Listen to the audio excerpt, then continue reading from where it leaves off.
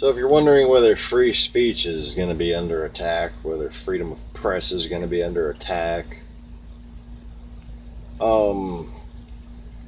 here's a disturbing example. This guy works for, I believe it's the New York Observer, and he's going to suggest that people who disagree with him should lose their jobs in the news profession. So, let's see what democracy looks like to him. I think it's been ridiculous. And I'm quite frankly shocked that there haven't been resignations and firings and stuff. You know, resignations and firings of different journalists who've just been wrong over and over and over, and then they can continue to do their job after having been wrong about the election, and there's no consequences, there's no accountability.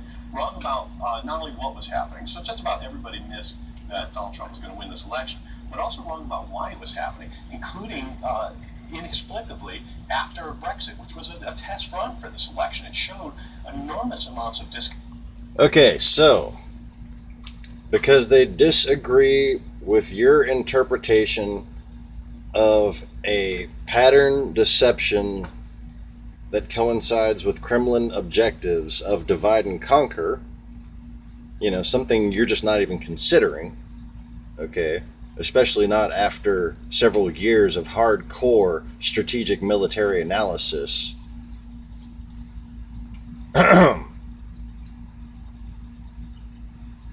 Or, for instance, uninformed DNI analysis on the situation in Syria. Not DNI, and he wasn't even DNI. He was he was the Pentagon security guy. Okay, I'm talking about Flynn. And but he had a specific position about intelligence. He was the Pentagon intelligence chief. Okay, but you see, the Pentagon, his position is on a need-to-know basis. Okay, his aspect of the Pentagon is on a need-to-know basis. All right, they gather field-type intelligence in the fields where they are deployed. Okay, but they don't have access to CIA as a whole. They don't have access to State Department intelligence as a whole. They don't have access to internationally, allied intelligence. Even though for all the complaining about Hillary's classified information, that guy sure seemed to have leaked a whole lot of really much more important classified information. I think he's probably a good guy, very stubborn, but he misunderstands the actual situation with Russia, which is why he's been on RT, and misunderstands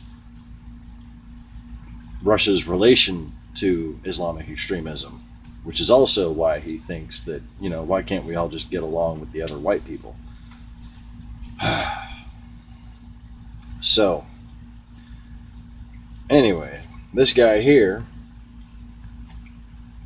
basically just said that if you don't agree with the Russian hacked election results, and if you don't agree with that, it's about the unseen white working class, which is the only possible way to interpret the election results in his mind.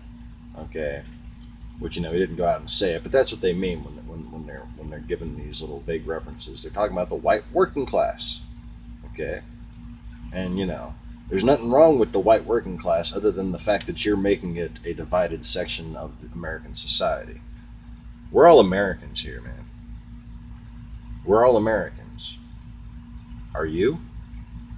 Here, hold on. Let me show you what freedom and democracy look like. Okay, I just feel like being funny because I don't get to be funny often anymore. So hold on for a second.